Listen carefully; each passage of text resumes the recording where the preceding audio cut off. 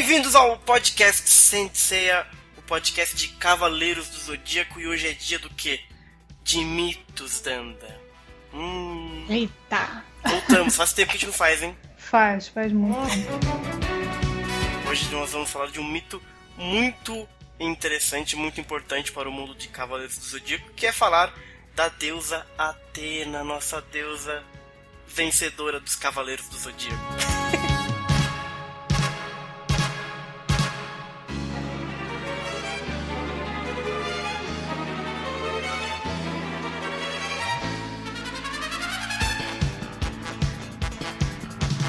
E para falar de Athena, nós temos a nossa Athena própria, a Danda. Então eu pensei que era a Nicole. A Nicole é a Saori. É as duas, né? Ah, Meu Deus do céu. boa tarde. É isso aí, Dandinha. E temos o Brunão. E aí, Brunão? E aí, Xará? Hoje é dia de Athena. Boa tarde, gente. Boa tarde, Danda. Boa tarde. Nós temos então aqui Brunão e Danda. Então nós vamos só nós mesmos. Pra reiterar, eu procurei ouvintes pra gravar com a gente, não encontrei naquele CDZ Go que o Alan fala. Então vamos nós mesmos aqui.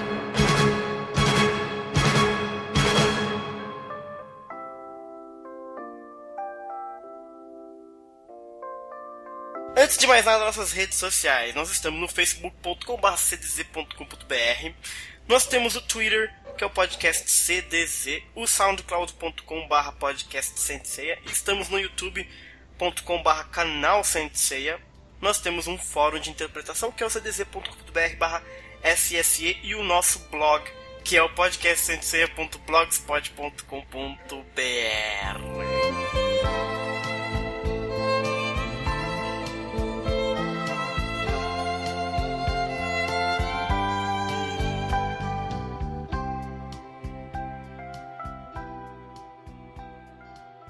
Então vamos a isso, sejam todos bem-vindos à Grécia Antiga.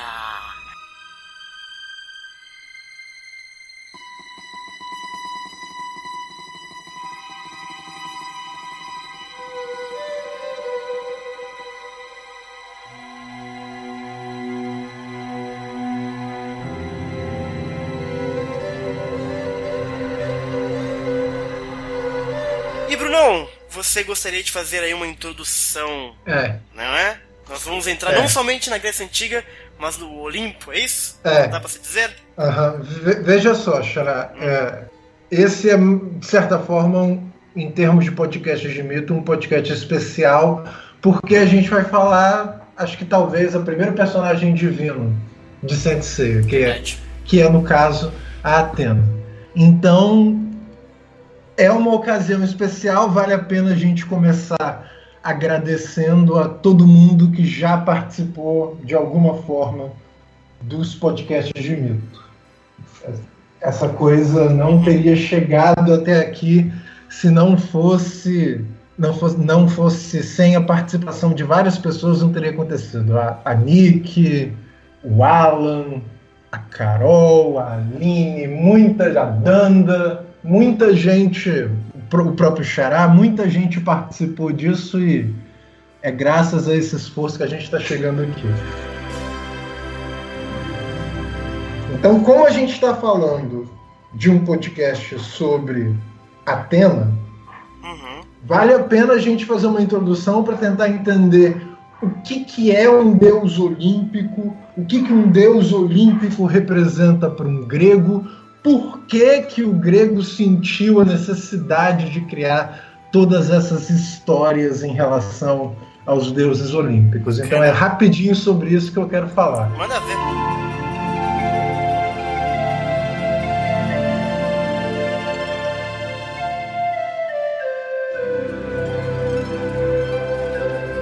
Então veja só, Xará.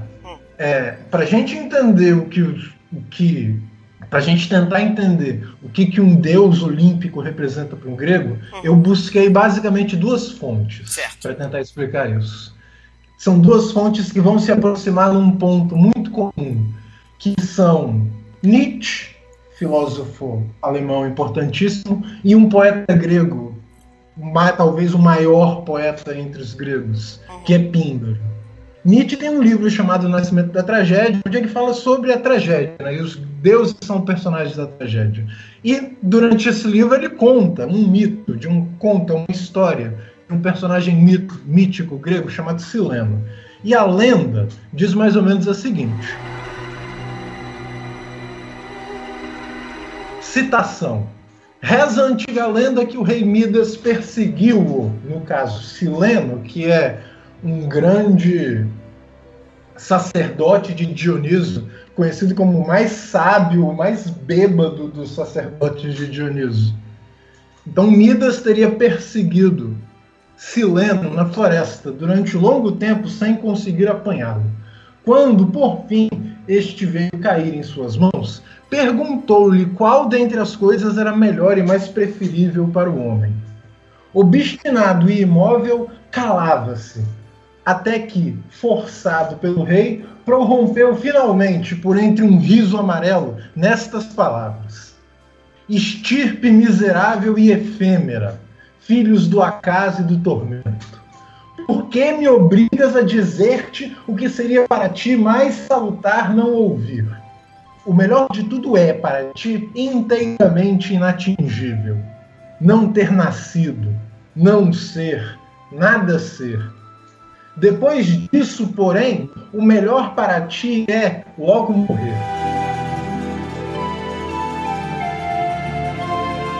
Quer dizer, Sileno está dizendo que o melhor para o humano, já que ele não pode não ser, seria morrer o mais rápido possível. Em outras palavras, a vida humana não faz sentido nenhum. Similar a isso, Píndaro, em um poema muito antigo dele, tem uma passagem que caminha no mesmo sentido, que é o seguinte, Xará. Olha o que Píndaro diz agora eu não vou lembrar exatamente qual é o poema, porque é uma citação de memória. O poema diz o seguinte: efêmeros, o que somos, o que não somos, o homem é o sonho de uma sombra. Então veja só, Xará, como que o que o Píndaro está dizendo é pesado. A gente não é, a gente é só um sonho, mas pior que isso, a gente é o sonho de uma sombra. Quer dizer, a gente é o efêmero do efêmero. Nossa. Tenta pensar como que o grego na Antiguidade Antiga tinha esse tipo de visão do que consiste ser humano.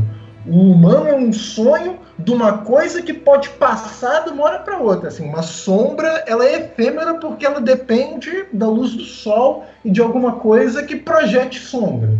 A gente é o efêmero do efêmero, então. Mas aí, então, Píndaro dá a chave para a gente entender qual que é a função do Olimpo para o grego, qual que é o sentido do deus grego para o grego em geral. O poema continua da seguinte forma: mas, quando os deuses lançam sobre ele a luz, claro esplendor o envolve, e doce é então a vida.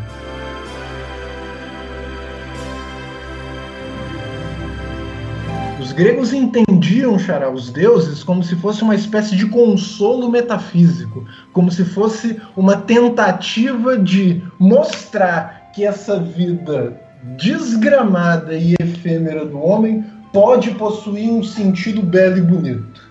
A ideia do deus grego é demonstrar que, a partir do esforço artístico, é possível transformar essa vida que é completamente efêmera, essa vida que é completamente passageira, em algo doce e belo.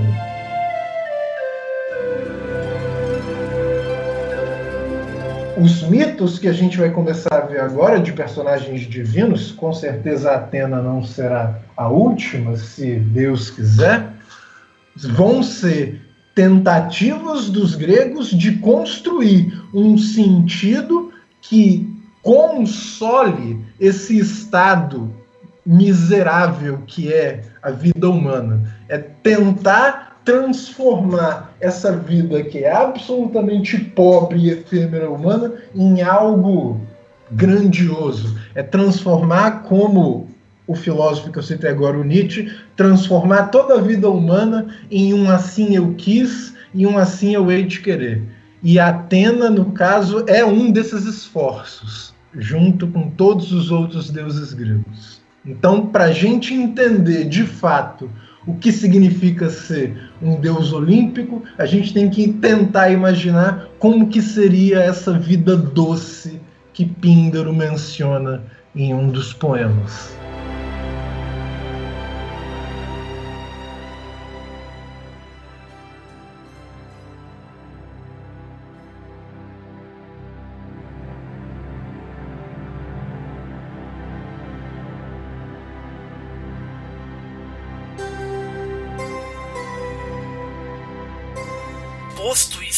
Posto essa introdução ao Olimpo e a relação dos gregos com os deuses antigos, Danda, traga para a gente Atena. Então, antes da gente entrar na deusa propriamente dita, né? Eu acho que era interessante remeter primeiro a um podcast que nós fizemos, né? Que nós falamos na primeira parte sobre a relação humana com os deuses, né, e a evolução do pensamento humano em relação à divindade, né, que é o podcast 49 do Mito de Virgem. É a parte A, porque quem não gosta muito do Chaka vai pensar, o Chaka... Não, tem nada a ver com o Chaka essa parte, hein? Essa parte... Todo mundo gosta do Chaka.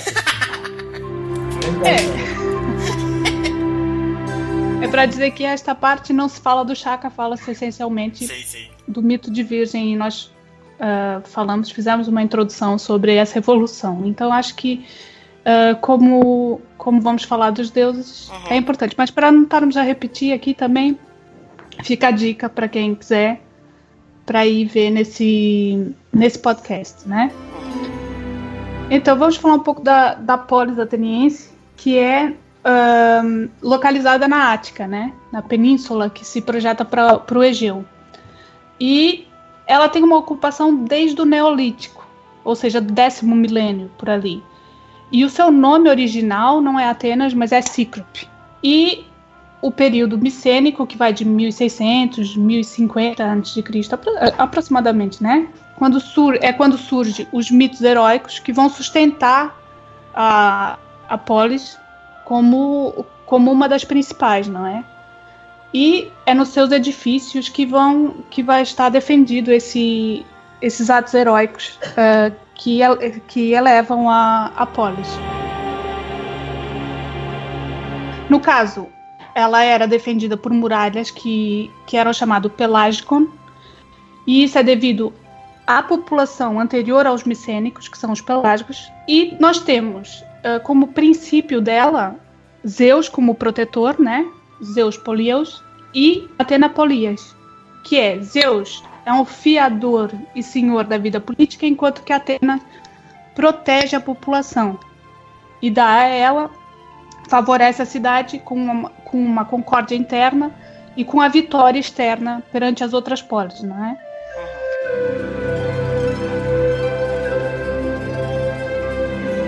E vamos falar sobre o reino jônico de Cadro, né, que vai até a invasão dórica. Os jônicos passam a Ásia Menor nesse período, e é nessa invasão dórica no século XII a.C. que a cidade passa a chamar Atenas. E esse século XII, o que é? Ele é uma cimentação da glorificação divina, né? Já no linear B, que é uma escrita do século XV até o século XII, nós já vamos conhecer, em Knossos e Pylos, vamos conhecer os nomes dos principais deuses, né? Eles já citam Zeus, Poseidon, Ares, que na época se chamava Eniálio, no caso da Apolo chamava Pian, temos o Dionísio, temos Hera, Atena, a própria Atena tá com este nome na linear B, temos Artemis, e vamos ter também as duas rainhas que eles chamam de Vanácio, que é Deméter e Perséfone. Mais para frente a gente vai ter a oportunidade de falar de todos eles, acho eu. Sim, espero eu, né?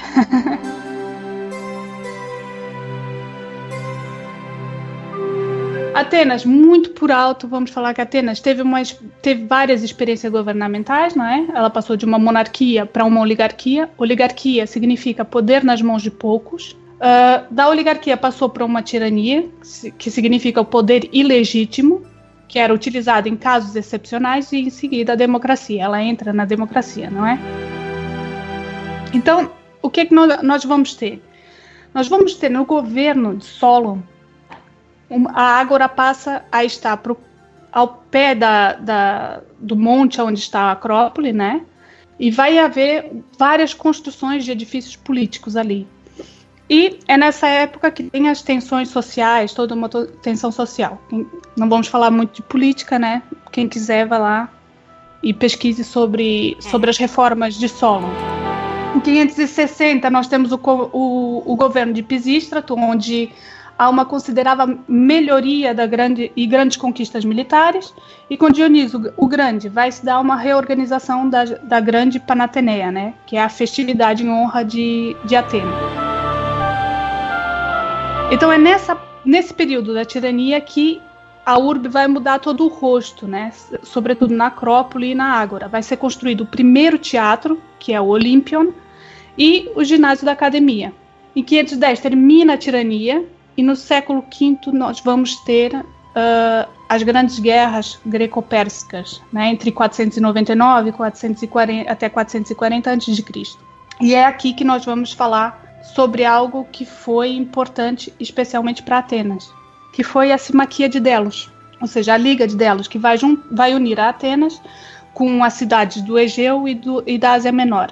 E tem como principal objetivo se precaverem dos possíveis ataques dos persas. E o que acontece? Atenas tem uma vida que ela considera superior às outras, né? Ela tem a democracia, ela tem um sistema que ela acha que é superior aos outros. E é justamente isso que sempre, né, começa com uma boa intenção, tudo começa com uma boa intenção e é tudo muito bonito, mas depois ele vai querer impor esse sistema para as outras polis. E aí surgem os conflitos, e é isso que vai desagregar a Simaquia de Delos. Mas há algo importante ali, que é a quebra de um juramento. Atenas faz uma quebra de um juramento, que é o juramento de Plateia. Que é o quê? Todos os templos que foram destruídos pelos persas não deveriam ser reconstruídos. Há um pacto entre todas as cidades-estados que elas têm que continuar em ruínas. E isso vai servir como uma advertência da crueldade dos bárbaros. E eles não poderiam reconstruir. E o que acontece? Atenas vai utilizar do dinheiro que ela consegue arrecadar das outras polis para reconstruir o Párteno. E o Párteno o que é? É o templo da deusa donzela, da deusa virgem, né? A Acrópole ela é toda destruída em 480 a.C. e volta a ser reconstruída no período do governo de Péricles, que é um estadista democrático, certo? E sob a supervisão de Fídias, inicia-se a reconstrução em 448, 447 e tem uma conclusão em 432. E o Párteno é uma edificação monstruosa, certo? E é uma afronta para as outras que prestaram o juramento. Por quê? É algo que antes não havia, né? É algo que não havia, que era 30 metros de frente da construção do templo por 69 metros e meio de comprimento, numa ordem dórica. E ela tinha um objetivo, o objetivo que eles deram para a reconstrução, que foi a representação da força de uma deusa civilizadora, que era Atena.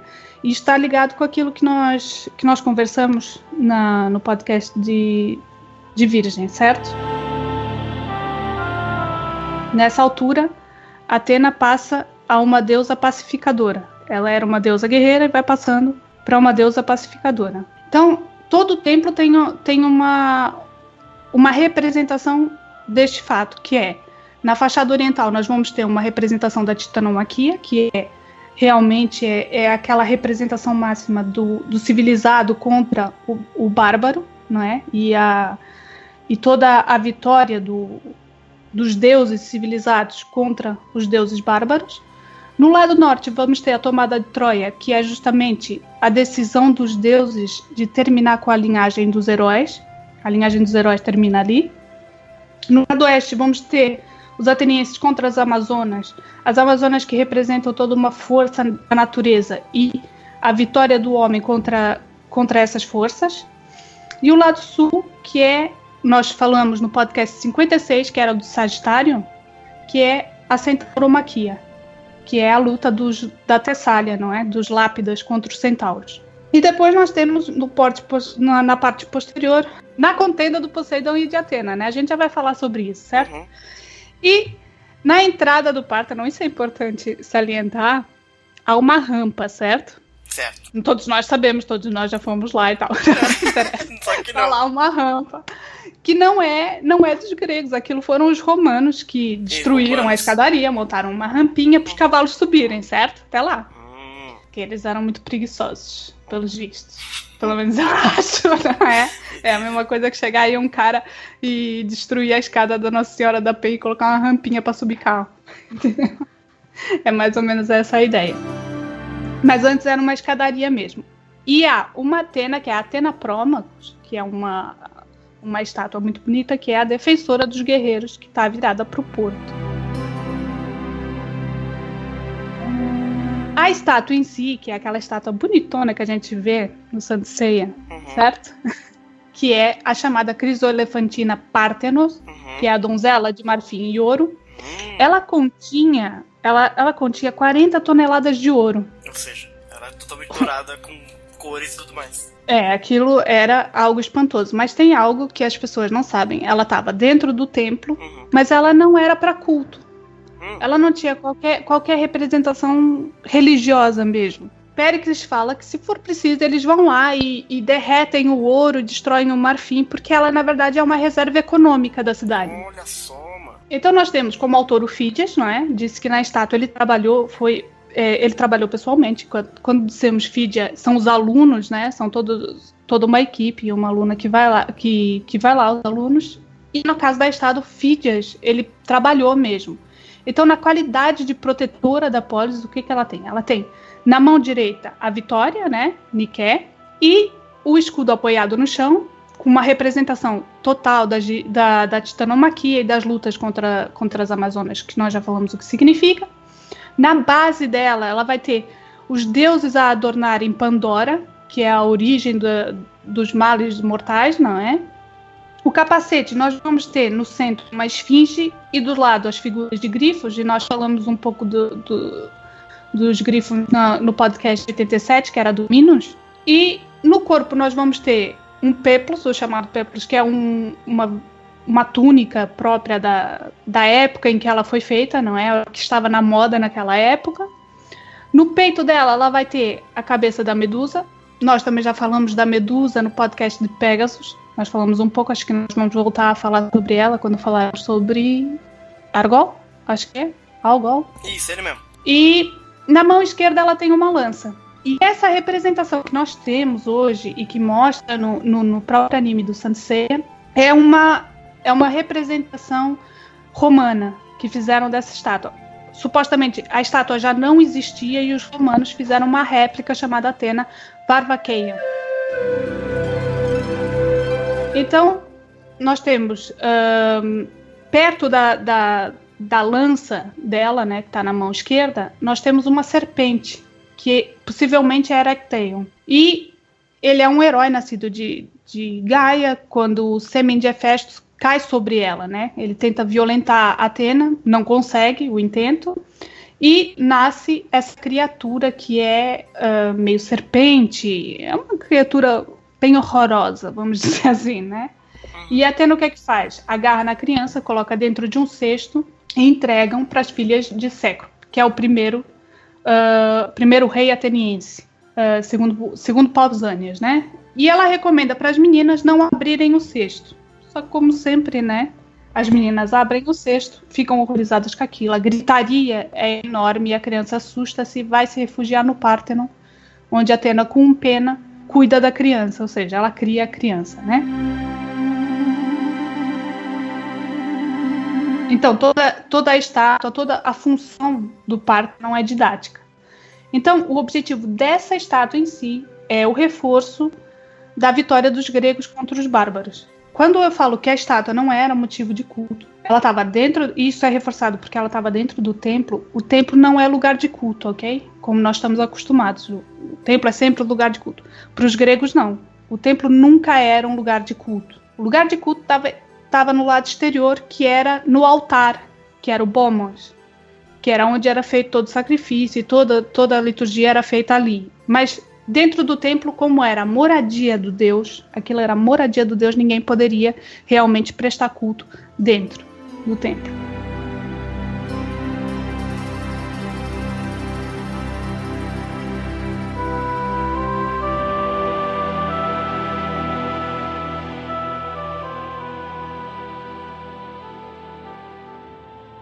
Posto isso, eu acho que podemos falar da deusa em si, que morava ali no templo. Para os atenienses, ela morava ali no templo, né?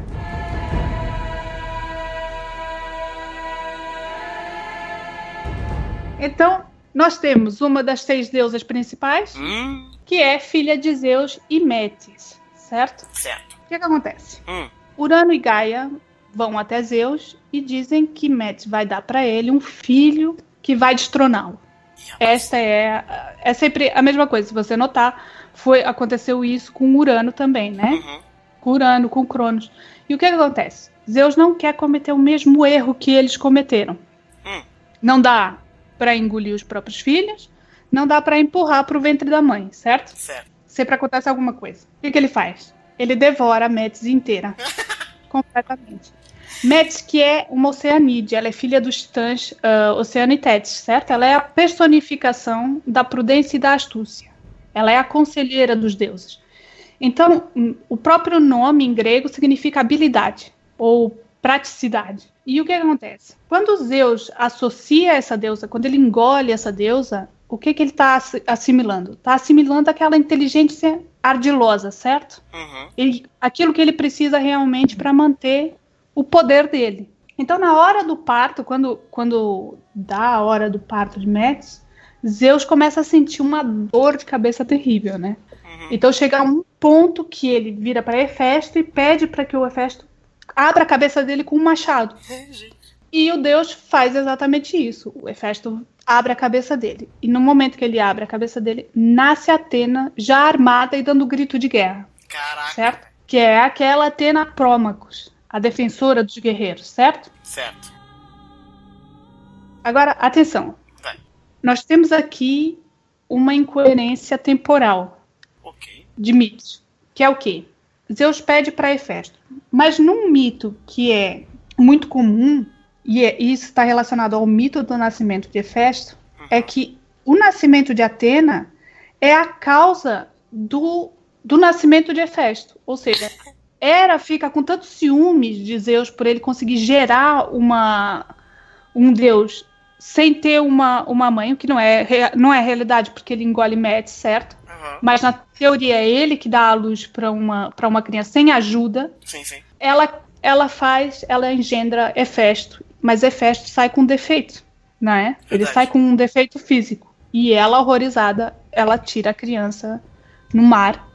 Nossa. E depois Hefesto vai ser criada. A gente vai falar isso quando nós falamos com... Portanto, aqui uma incoerência, tá? Pois é. Tipo, é Hefesto que abre a cabeça de Zeus, mas ao mesmo tempo é o nascimento de Atena que faz Hera gerar Hefesto. Como é que a gente resolve isso, Dan? Não se resolve. Achamos que é profundamente natural. Foi o Kurumada que escreveu essa mitologia, gente? Então, a gente tem que ver uma coisa que é o que a gente já tinha começado a falar naquele outro podcast, que é Atena, sobretudo, ela é a deusa da sabedoria, certo? Mas peraí, eu tenho uma dúvida. Nessa questão, eu já ouvi dizer que Atena já nasceu adulta. Ela já nasceu adulta? Ela nasce armada, nasce adulta. Os deuses raramente nascem criança, eles nascem adultos. Artemis, por exemplo, ela ajuda no parto do irmão. Ela nasce e ajuda. Portanto, aí é aquela coisa de que o divino, mesmo nós, quando pensamos no divino, nunca pensamos numa parte infantil, certo?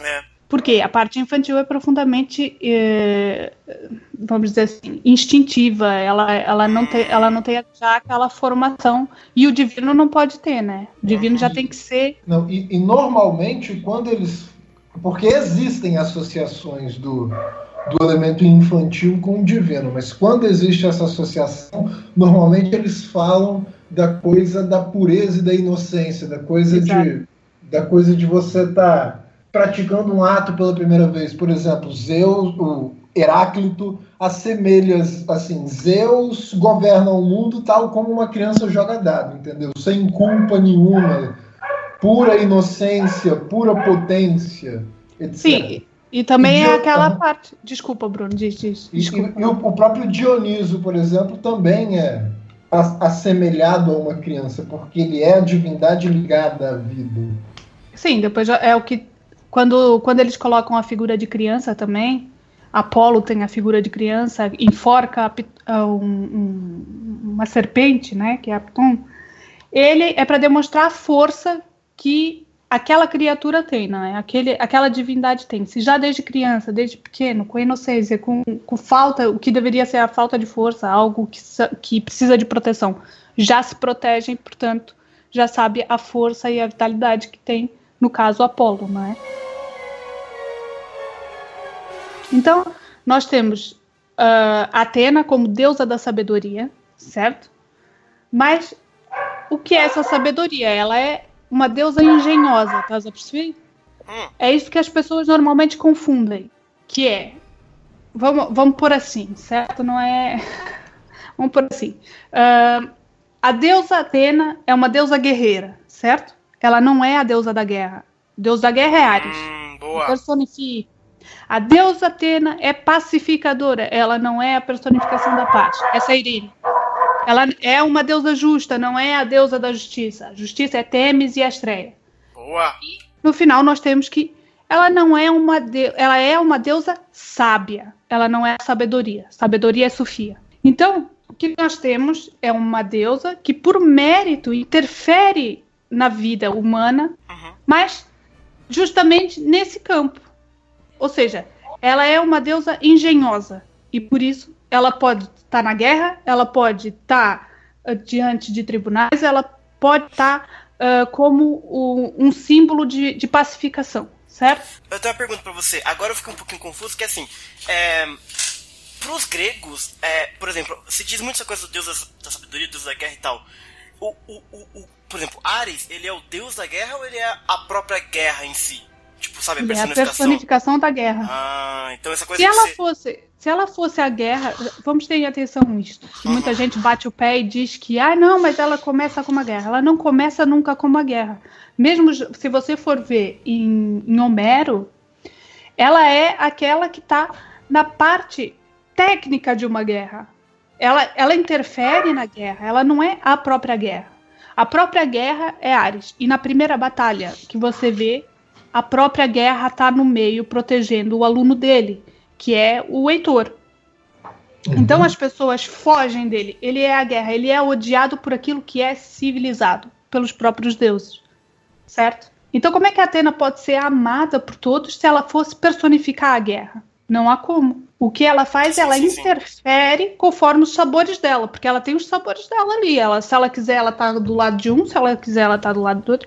E ela vai lá e incita a guerra, se ela quiser. Que é aquilo que nós falamos no podcast de Peixes, que nós falamos no de Peixes, quanto ao que ocorreu na Guerra de Troia.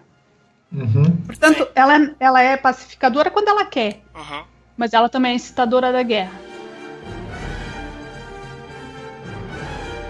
Só para exemplificar o que seria a sabedoria de Atena, tem uma cena famosíssima na Ilíada a gente sabe o nosso querido Aquiles sendo sacaneado por Agamenon.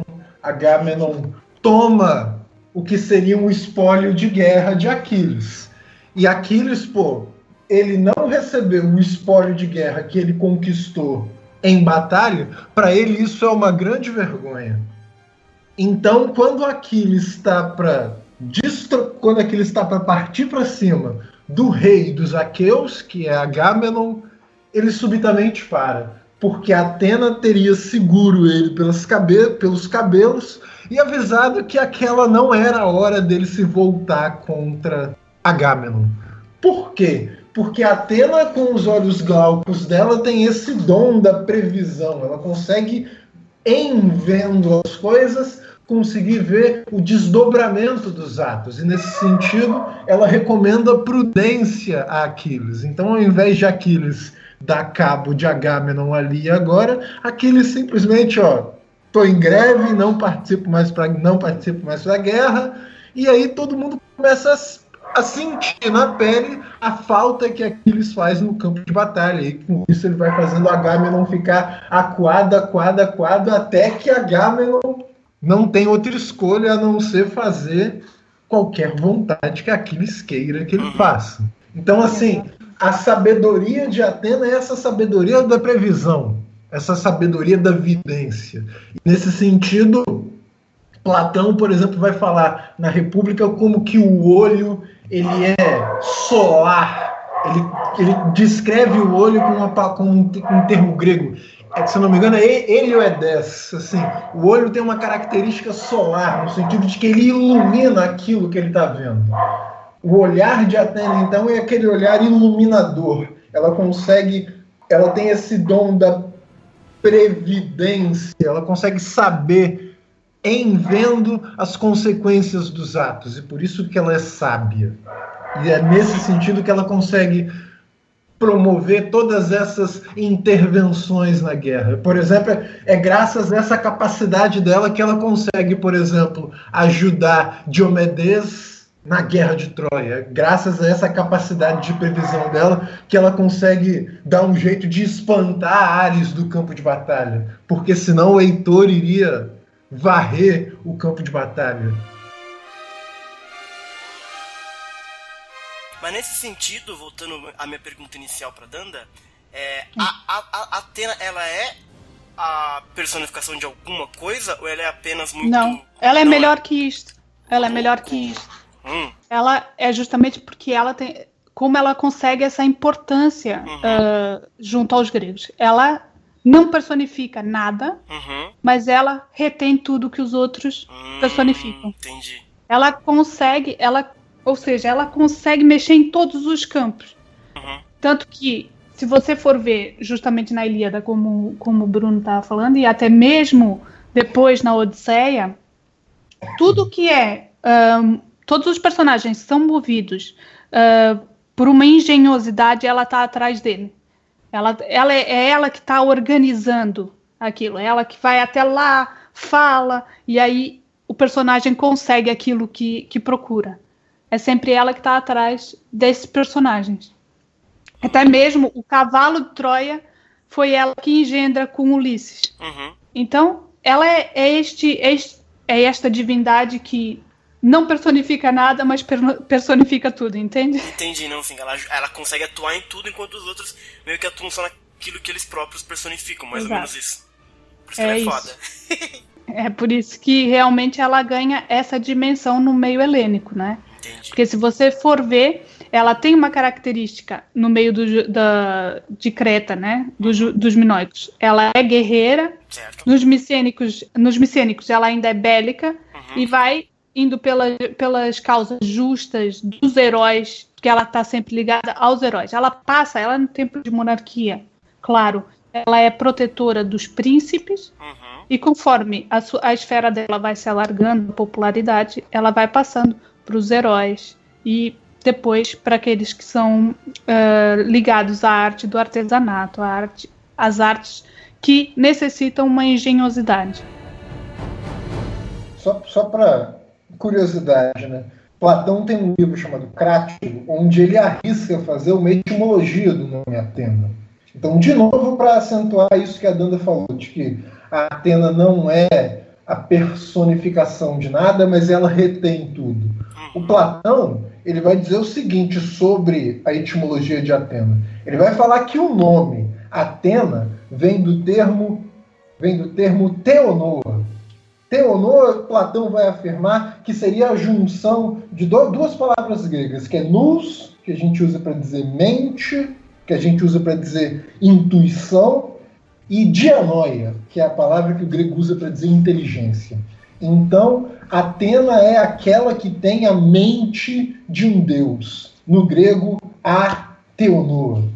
Então, no caso, a partir das histórias, vai se identificar esse Theonoa como significando aquela que conhece as coisas divinas. No caso, Tateia Nussa, no caso, pronunciando em grego. A partir, então, disso vai se formar uma corruptela que vai formar a expressão Atena, porque teria uma forma mais bonita de pronunciar do que essa. Então, Atena é essa deusa que tem uma mente divina, uma inteligência divina. Atena é essa que conhece as coisas divinas. Então, agora vamos falar um pouco dessa contenda com Poseidon, né? Ah, tem treta com Poseidon, então? Exatamente, porque a contenda não é uma guerra, não há batalhas ali. Não há nenhum dos dois mitos. É uma guerra fria, vamos dizer assim. É, uma contenda pela posse da Ática, né? E, no caso, Poseidon e Atena querem esse território, e o que é que fica decidido? Num dos mitos, dizem que Zeus resolveu assim: vocês deem qualquer coisa de útil, e quem der a cena que for mais útil fica com a Ática. E qual foi a coisa? Poseidon dá para a Ática uma fonte de água salgada, enquanto que Atena dá uma oliveira, que é o símbolo dela, certo? E quem é que vence é a Atena. Logo, entre uma fonte de água salgada que não se faz nada e uma oliveira, não é preferível a oliveira. Até hoje aí exportando azeite pra nós. Pelo menos umas azeitonas já vinha.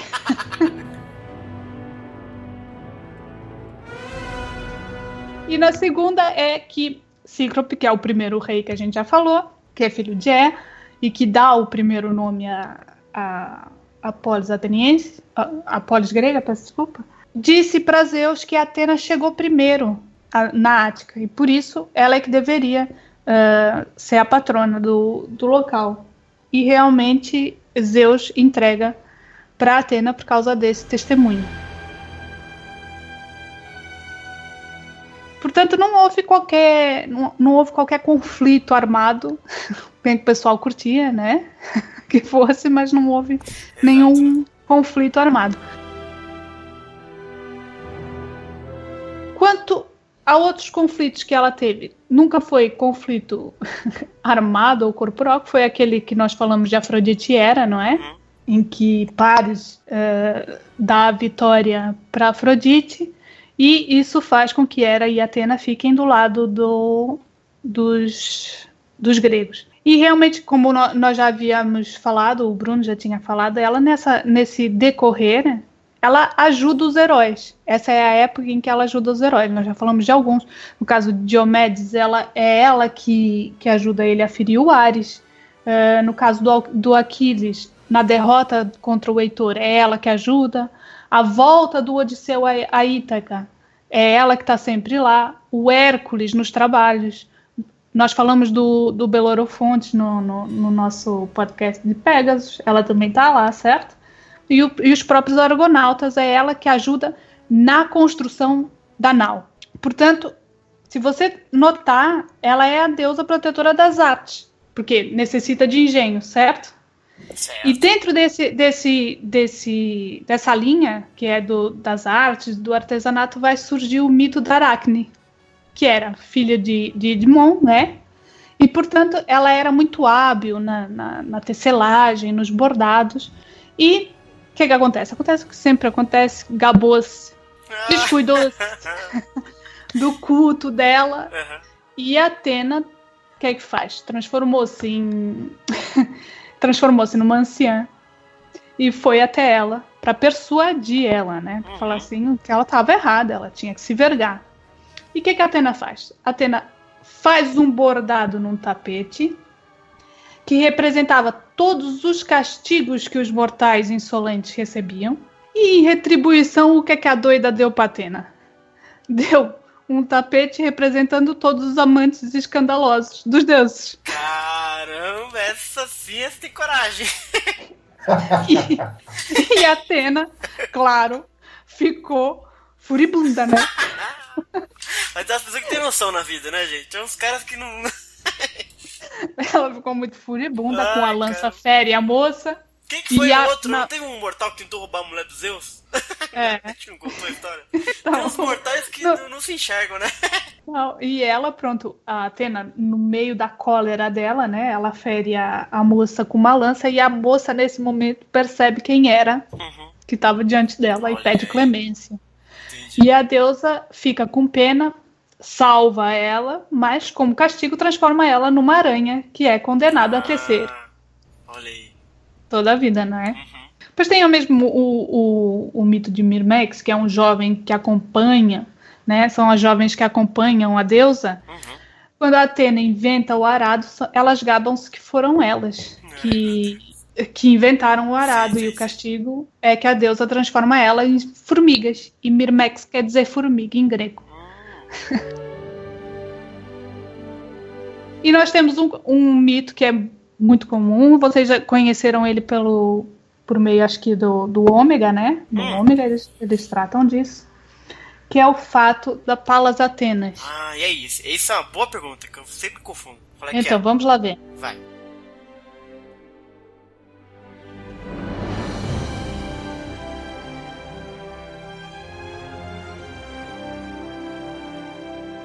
A Palas é filha de Tritão, certo? Eu já tô toda trocada. Né? Ela é filha de Tritão. E Zeus entrega Atena para ser educada por ele. Então as duas são companheiras. Elas treinam junto e fazem tudo junto. Então elas estão numa disputa amistosa, numa luta amistosa, certo. Em que Zeus, como Palas ia ganhar de Atena, Zeus distrai Palas. E Atena atinge ela mortalmente. Louco. Então a deusa fica realmente muito triste com isso, tem a culpa de ter matado Palas. E o que ela faz? Ela esculpe o Paládio, o chamado Paládio. O que é? É uma estátua de madeira em honra a essa moça, mas é a imagem da própria deusa, da deusa Atena. Então, o mito em torno do Paládio é o seguinte, que ele encontrava-se em Troia desde a época da fundação dele, certo? Portanto, Ilo, que é o fundador da cidade, caiu do céu quando ele fundou a cidade. Essa estátua caiu do céu. Nossa. E ele funda a cidade de Troia. E ele é bisavô do Priamos, certo? E quando ele constrói a cidade, ele constrói o templo para glorificar a deusa. E o que acontece? Quem tem essa estátua, que é esculpida pela própria deusa, tem a cidade protegida. Ela é inexpugnável, certo? Então o que acontece? Essa estátua vai ser roubada durante o saque de Troia. O Odisseu e Diomedes pegam na estátua, entregam para Menelau, e Menelau faz uma cópia para Agamenon. Esta é uma das versões, certo? Em outras versões, Enéas pega esse Paládio antes de fugir de Troia e leva para a Itália, e quem obtém isto é Roma durante muitos e muitos séculos.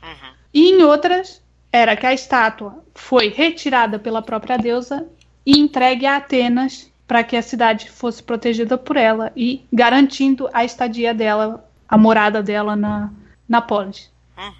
Então este é o significado de Palas Atenas. É este paládio, é esta estátua de madeira que protege a cidade. Mas originalmente então realmente são deusas diferentes, então. Sim, originalmente são. Uma é uma ninfa. Uma é ninfa, a outra é deusa. Porque sempre achei que, eu não sei porquê, que era, na verdade, Palas Atena era o nome da Atena. E sempre foi a Atena. E Palas era como alguém chamava ela. Não era duas pessoas diferentes, na real. Tanto que eu fiquei bastante confuso no Ômega por causa disso. Pois, a Palas Atena, quando falas Palas Atena, é a protetora dos palácios. Olha só. O povo me confunde desde que eu sou criancinha. Entendi. Olha aí que bonito. Pronto. Boa. O significado é este, o porquê é essa história toda. Saquei. Excelente. O Paládio, certo? Certo.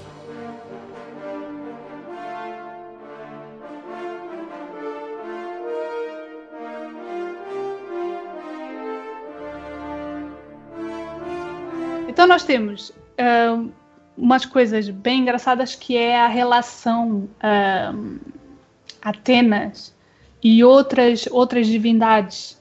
Por exemplo, para os fenícios, ela é identificada com uma deusa chamada Onca. E já em Roma, ela já é Minerva.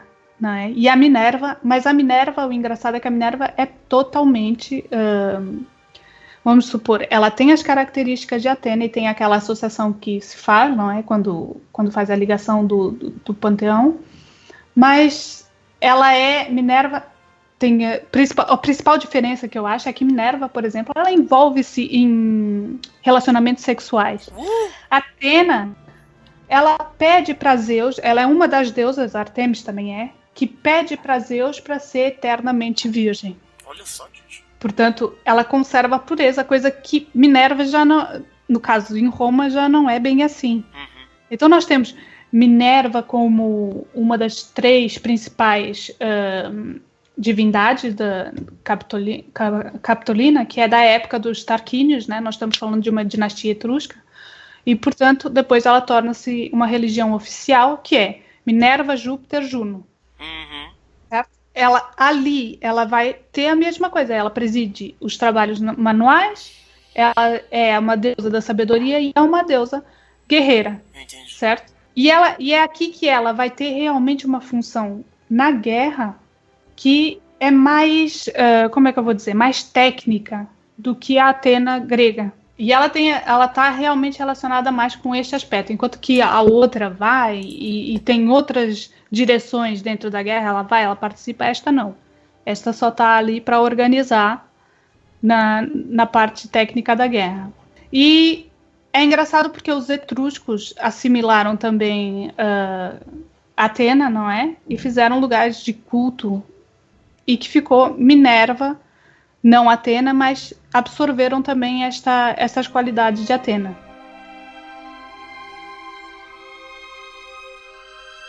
E agora, para terminar aqui, eu queria falar sobre a corujinha. O mocho.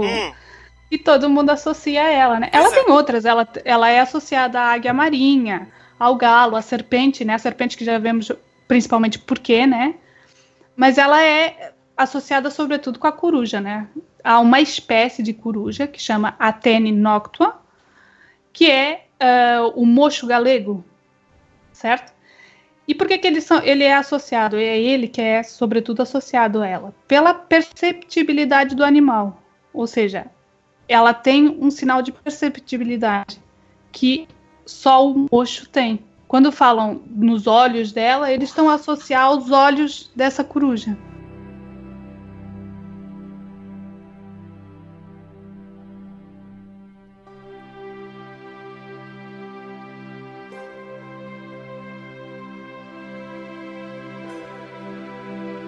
Portanto, esta é Atena. Não sei se ficou claro. Pelos olhos do mocho, é que tem aquela coisa que o Bruno falou dos olhos de Atena também. Eles fazem essa... É a glauca. Eles fazem essa relação entre a corujinha, que é bem bonitinha, mocho galego, bota aí. É Atena, normalmente falam Atena olhos de coruja. Oh, que fofinha. Um dos caras que é assim, um dos grandes responsáveis por popularizar essa associação entre a Atena e a coruja é um filósofo alemão chamado Hegel. A passagem muito famosa de Hegel num livro chamado Princípios e Filosofia do Direito. Quer dizer, mesmo ao dizer algumas palavras sobre a doutrina de como deve ser o mundo, a filosofia sempre chega tarde demais. Enquanto o pensamento do mundo, ela aparece pela primeira vez no tempo depois que a realidade completou o seu processo de formação e já está pronta e acabada. Quando a filosofia pinta em claro e escuro, então um aspecto da vida envelheceu e não deixa rejuvenescer pelo claro e escuro, mas apenas reconhecer a coruja de Minerva levanta voo ao cair do crepúsculo. Bonito. A coruja, então, é essa criatura que tem um olhar de conseguir ver e capturar as coisas depois que ela já aconteceu. Por isso que a coruja é esse animal que tem a capacidade de ver durante o crepúsculo, durante a noite. Muito por causa disso se tem a Atena e se tem a coruja como símbolo, como padroeira da filosofia. Pois é, agora falando quando nós falamos de Temis, né? Temis que preside o direito, sim, Atena preside a engenharia, né? Justamente por isso. Como assim ela preside? Em que sentido? O símbolo da engenharia a padroeira da engenharia é Atena. Ah, é mesmo, é Atena. Caraca! Quem diria? E ela com aquele elmo bonitão dela de guerra. Cacete, gente, eu não fazia a menor ideia disso.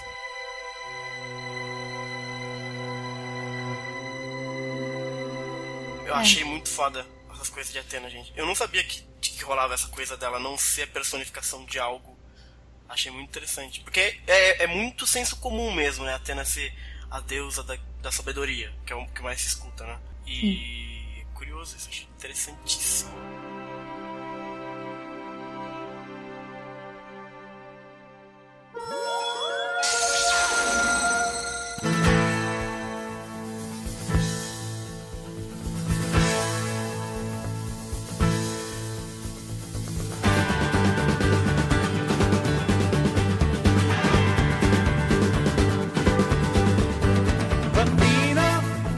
Bom, falamos de Atena, né? A deusa principal aí de Cavaleiros do Zodíaco, a nossa mulher Saori. Mas antes de falar da Saori, gente, vamos falar Atena por aí, né? Na cultura, a gente tem diversas coisas aqui que a gente pode verificar em que Atena, as pessoas emprestam o nome de Atena por um motivo ou outro para chamar cidades que chama de Atena. O próprio Dando explicou a história de Atenas, né, na Grécia, que é a principal delas. Você tem diversos lugares chamados Athens ou até Atena. Você tem uma empresa no Japão chamada Atena, que é de videogame, inclusive. Não. Você tem uma cantora filipina e atriz baseada no Japão que chama também Atena. Tem um músico anglo-grego chamado Atena também. Tem uma banda de ska punk, turca, chamada Atena. Tem uma música do The Who chamada Atena, olha só que bonito, grande The Who.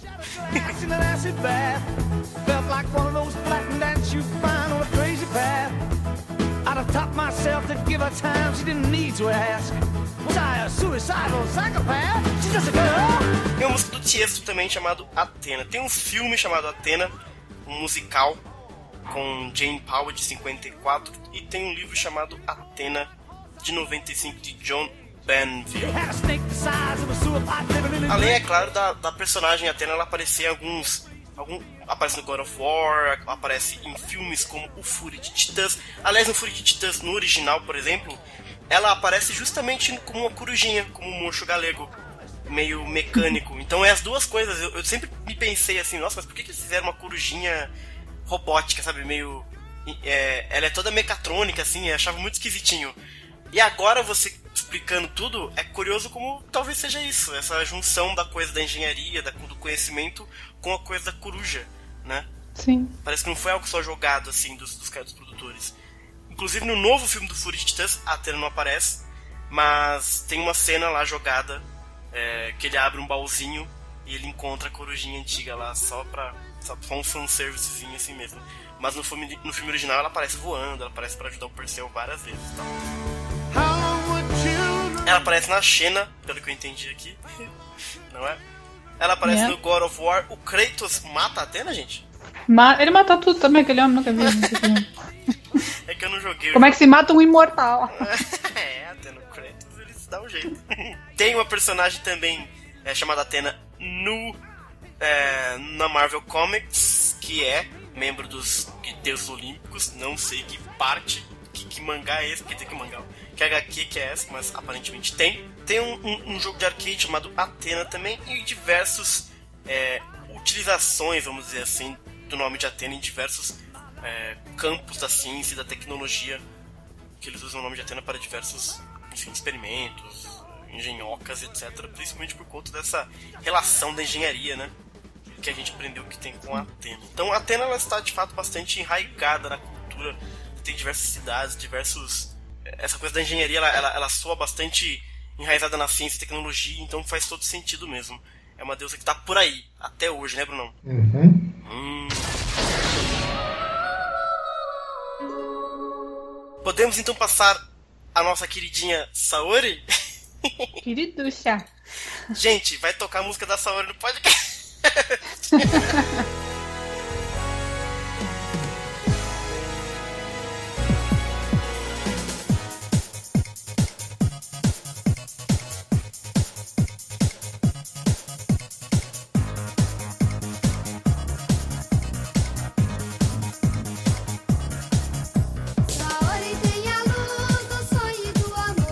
Saori, Bruno vai ficar cantando a semana inteira essa música. Vale dizer, Xará? Diga. Vale dizer, Xará? Tem várias músicas na trilha sonora de Saint Seiya, onde a ideia central da música é justamente a Athena cantando para encher de vigor os cavaleiros. Olha aí. Mais de uma, aliás. Interessante. A mais famosa é a de Kyuji, né? Que a gente fez toda uma leitura, uma análise, e realmente parece que é a Athena cantando pra galera ali, né? Mas vamos falar então daqui da nossa Saori Kido, que é a reencarnação de Athena em Saint Seiya, né?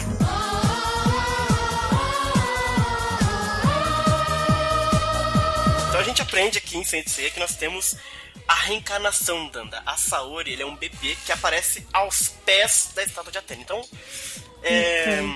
ela é realmente... Eu sempre entendi que a Athena, ela meio que se manifesta naturalmente no pé da parada. Tipo, realmente jogaram ela ali e ela é a própria Athena, vamos dizer assim, né?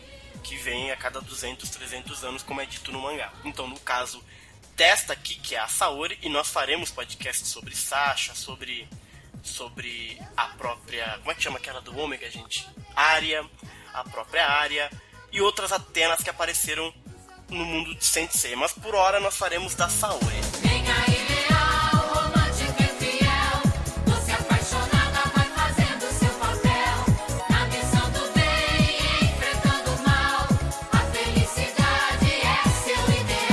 A Saori, ela teoricamente tem 13 anos no mangá.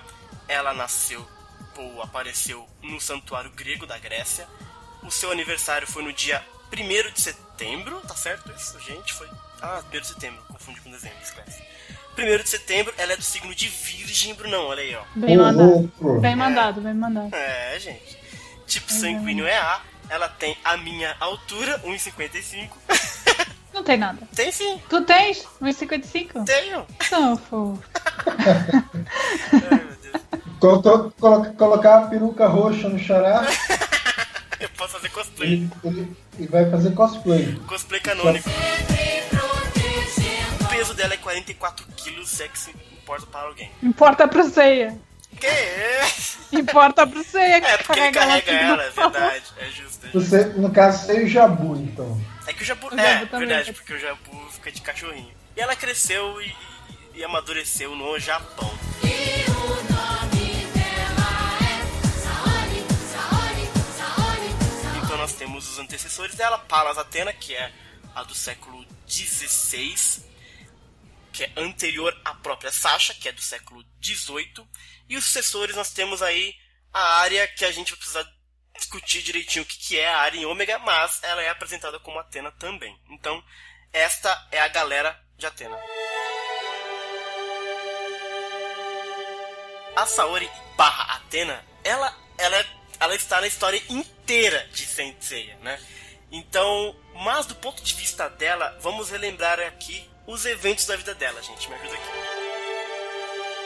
Primeiro ela aparece aos pés da estátua de Athena, né? E ela é cuidada pelo grande mestre, né? O Saga. Tá esquisitíssimo. Aí o Saga, disfarçado, tenta matar o bebê Athena e ela é salva pelo Aiolos de Sagitário, que foge com o bebê e entrega pro velhinho horroroso Mitsumasa Kido. E aí ela cresce no orfanato da mansão Kido com todas as outras crianças. Só que, ao contrário das outras crianças que, né, sofrem o diabo, ela é a donazinha riquinha que tem tudo que ela quer. Quando o vovô Kido morre, ela meio que herda toda a fortuna da Fundação Kido e organiza a Guerra Galáctica com os 10 Cavaleiros de Bronze que voltaram. No mangá, ela descobre que ela é Athena só depois que morre o Mitsumasa, né? No anime, ela vai descobrindo aos pouquinhos.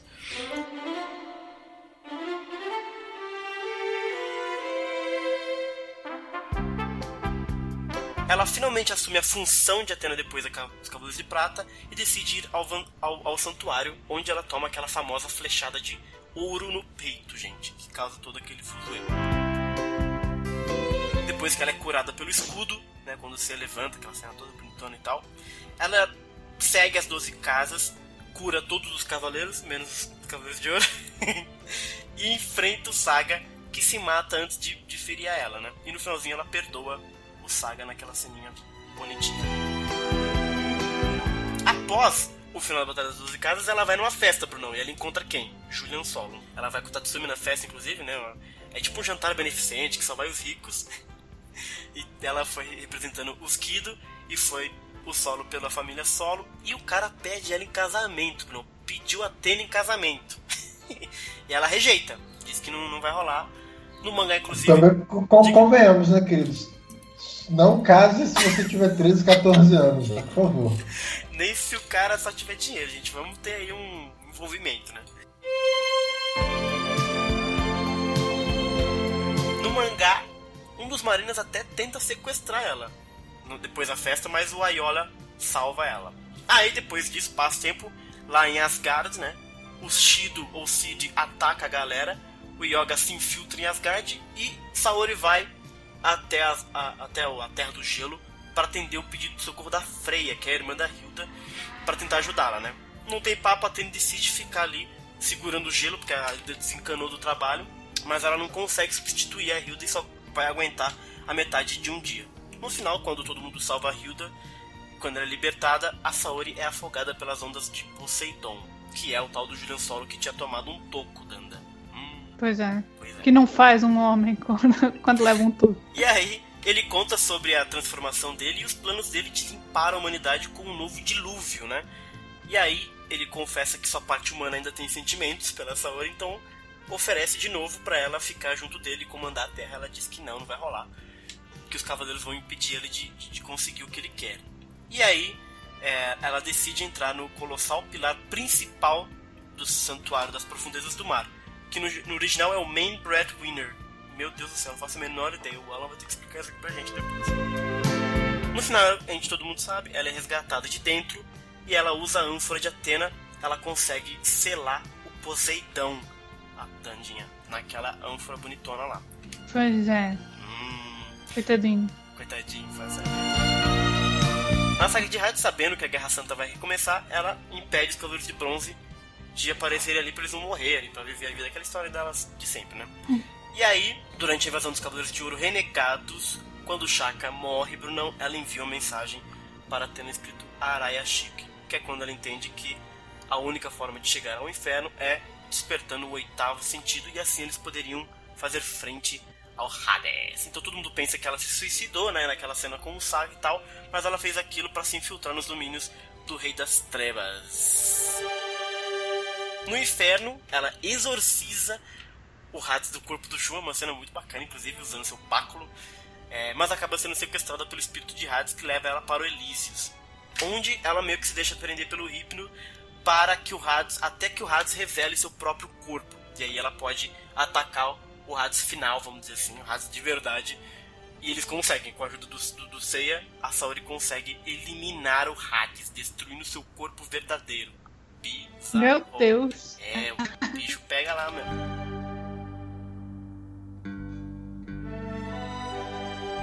Nos filmes, gente, no primeiro filme a Saori é sequestrada e tem a sua energia sugada pela Ares na maçã de ouro. E no final, ela salva pela flecha dourada, né? Pela flecha dourada. Num dos musicais, é revelado que Atena e os cavaleiros que selaram a Ares lá na era mitológica eram justamente aqueles que voltaram depois no filme. É uma parada bem interessantinha. No segundo filme, no filme do Durval, a Saori sabe do aviso da guerra em Asgard pelo Yoga, e eles vão de novo em Asgard, muito semelhante com a saga de Asgard, né? Só que aí começa uma treta lá, o Durval prende a Saori na quilha do navio ali, na estátua de Odin, e no final o Seiya, de novo, salva ela com a armadura de Sagitário. No filme de Abel, é dito que ela tinha uma relação próxima com o Abel da era mitológica, que não é o Apolo. Bruno, vai dar treta isso aí, mas não é o Apolo. E aí eles se juntam no começo, a Saori faz aquele mise-en-scène de se juntar, mas tenta matar ele com seu báculo quando ele tá, né, tá meio que tocando lira lá, desatento, ela tenta matar ele, não consegue, toma um golpe e começa a vagar pelo Yomotsu. E aí é triste. E no final, aquela coisa de sempre, você aparece com sua armadura de Sagitário e consegue quebrar o poder de Abel e se colocar novamente contra ele. No filme do Lúcifer, ela se sacrifica, né, pra variar, ali na escadaria de espinhos, porque o Lúcifer quer usar tanto o cosmo como o sangue dela para reviver os antigos deuses que ela venceu, Poseidon, Eris e Abel também. E aí no final, você aparece e salva ela com a armadura de Sagitário também. No prólogo do céu, ela está cuidando de um ser moribundo que recebeu ali o golpe do Hades, então ele está catatônico. E ela está cuidando dele quando os anjos de Ártemis aparecem. Ela impede os anjos de atacarem o Seiya, mas acaba entregando o santuário, troca o santuário dela com Ártemis em troca da vida dos humanos, né? E aí mais tarde ela vai até o santuário para se colocar na fonte da redenção, para meio que se perdoar ali, doando seu sangue com os deuses. Mas ao final das contas, ela salva o Seiya de ser morto ali pelos deuses e tal, e no final os dois enfrentam Apolo, e né, até hoje a gente não sabe muito bem o que aconteceu naquela história. Mas deve ter dado certo, né? No Ômega, gente, a Saori enfrenta o Marte. A primeira vez que o Marte vem para a Terra, ela enfrenta e ela mesma sela os 4 generais. Veja só, Danda: Diana, Rômulo, Baco e Vulcano. São todos romanos esse aqui, não? É, tudo romano. Tudo romano. Então ela sela os 4 deuses romanos sozinha. E quando Medeia... Sendo que Rômulo... Diga. Rômulo é quem funda a cidade de Roma, né? Generais do Marte, sei lá eu. Oxe, Medeia também tá ali. A Medeia, quando a Medeia ela invoca Apsu das profundezas do espaço, a Saori também contém sozinha ela o cometa de puro cosmo das trevas, que cai e gera todo o problema de Ômega, basicamente. E ela salva os 2 bebês, o Koga e a Arya, e pega o Koga pra criar, e Marte pega a Arya pra criar. E aí no segundo ataque do Marte, quando ele já tá, né, bonitão lá com os poderes de Apsu, o Seiya salva a Saori e o Koga, mas ele acaba desaparecendo, sendo selado lá no planeta Marte. E na terceira vez, quando o Marte volta, aí não tem jeito, ele pega realmente a Saori e leva pro planeta Marte, e é quando o Koga se desperta como cavaleiro de Pegasus. Mas no final das contas, no final da temporada, dando spoiler aqui, tudo dá certo, tá dando. O Apsu ele é vencido e a Saori é libertada. Na segunda temporada, o que acontece na segunda temporada? Essa que é a confusão. Aparece a tal da Palas. E a Saori manda o Seiya pra matar a Palas quando ela é criancinha, gente. Olha a loucura. Porque na era mitológica, o Ômega explica isso, que a Atena matou a Palas usando a daga, aquela daga do Saga, sabe? Então a primeira Atena matou a Palas com aquela daga, e aí ela voltou agora pra se vingar, sei lá eu. E o Seiya vai lá pra matar ela, só que não consegue, e aí temos uma nova Guerra Santa. No final das histórias, né, no final da temporada, o Saturno suga o cosmo em todo mundo, e ele aparece, e aí a Palas e a Atena elas se juntam e vencem o Saturno no final de Ômega. Nossa. Gente, é muita coisa, muita coisa. Saori Maligna.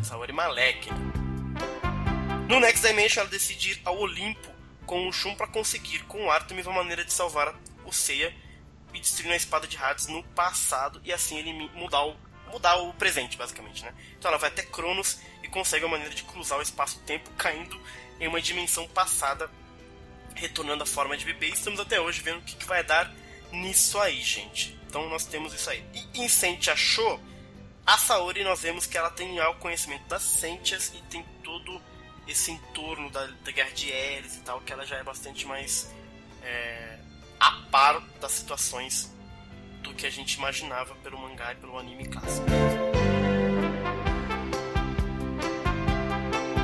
Então esse é o histórico da Saori. Ela tá em basicamente tudo, vamos dizer assim, né? A Saori, ela é basicamente o fio condutor da história. Tudo acontece por conta dela, né? Sim. Vamos filosofar aqui, ó, filósofo. Vai, manda ver. Como é que é isto? O quê? Um deus reencarnado, puf, aparece ali. Carne e osso e é cagado lá no pé da estátua. Cagada no pé da... Como é que é isto? Não sei, gente. Pra mim é normal. Vocês que precisam salvar. Não, vejam só, já tem várias ideias estranhas, assim. A coisa da reencarnação, por exemplo, já é estranho em termos gregos, assim. Claro que o grego tem uma ideia muito forte de reencarnação, só que é bastante complicado você juntar ela com algo divino, entendeu? Entendi. O divino não reencarna, ele não encarna em algo mortal, né? Ele muda de forma, ele aparece, ele se materializa da forma como ele quer, mas não tem necessidade daquilo, até porque era um rebaixamento do divino. Até certo? porque ele assim, não tem. Ele não morre, né? O Deus. O Não. reencarnar se sugere que você morreu. Ou eu tô errado. Não, tá correto. Uhum. Apesar de que tem, na nossa visão atual, o que é a morte. A morte do espírito não existe, certo? Certo. Em muitas religiões é assim, a morte do espírito não existe. Mas no caso do que é os deuses, eles são forças naturais. Portanto, fica um bocado esquisito, não é? Eles não têm essa necessidade. Certo. Aí complica, porque assim, se é dito que ela é reencarnação de Atena, a gente então assume que Atena em algum momento seu corpo físico morreu, porque existe essa ideia do hipermito, a gente precisava do Alan aqui, mas agora a gente vai tentar sozinho, de que existia os deuses na Terra mesmo, Atena, existiu, a Atena mitológica, né, que eu suponho que seja não a mesma, mas o equivalente a Atena mesmo, né, e aí se ela reencarna a cada 200 anos, então alguma coisa aconteceu com aquela primeira Atena, a original, vamos dizer assim, né? E aí ela, talvez o corpo morra, mas como você disse, talvez o etéreo dela continue sempre ali e ela envia o corpo personificado, sei lá, Não, mas isso resulta pra nós, né? Não Certo. pra eles. Eles, se você for ver, eles têm uma forma física. Sim. Eles são... Apesar de que se você vai ver, tipo... No próprio mito do Cronos, quando ele engole os filhos, significa que ele tá colocando os filhos pra dentro da linha temporal, certo? Ou seja, torna eles mortais. Velho. E é assim que ele vomita os filhos saem da linha temporal, eles são imortais, são tá? São eternos. Então, tipo, exato. Então, tipo, é um bocado, é como essa história que nós temos, acho que é justamente para justificar essa parte do Deus que reencarna, apesar de que se você for ver o Poseidon, ali ele não tá reencarnado, Exato, né? Ele meio que se apossa de um corpo, né? Exato, ele é um hospedeiro. Exato. E a única que realmente diz que reencarnou, foi criança e cresceu, não sei o que, é a Atena, certo? Certo. E eles fazem realmente no desenho essa cena deles terem um corpo que fica guardado no Olimpo. É um bocado esquisito. Eles dão totalmente um sentido cristão. Isso, é verdade. E um sentido ainda pior, de que eles são perecíveis e eles não são perecíveis. Ainda pior é foda. Tipo, dão um caráter totalmente humano. Eles são humanizados, mas eles não têm o caráter humano, certo? Não, isso com Então, certeza. Eles pegaram a raiz grega e cristianizaram muitas das coisas, né? E mesmo, por exemplo, mesmo em mitos gregos, quando uma divindade por alguma punição que ele recebeu de Zeus, ela é, entre aspas, reduzida à condição humana, por exemplo, Poseidon, quando ele foi obrigado a trabalhar pro rei de Troia, mesmo assim ele continua sendo divino, entendeu?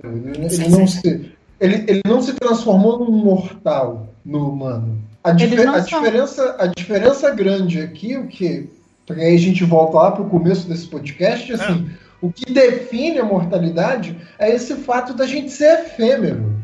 Um Deus não é efêmero. O sentido não é efêmero. É uma coisa que a gente consegue transmitir para o futuro. Se nós fizermos grandes obras, o futuro vai ficar sabendo quem a gente é, mesmo depois da nossa morte. Verdade. Essa é a ideia por trás assim, dos deuses. Os deuses permanecem. Permanecem porque elas são forças. Tipo, se você for ver, próprio Zeus, ele fulmina uma das amantes, porque a amante pede pra ele mostrar a forma natural dele. Ela quer ver a forma natural dele.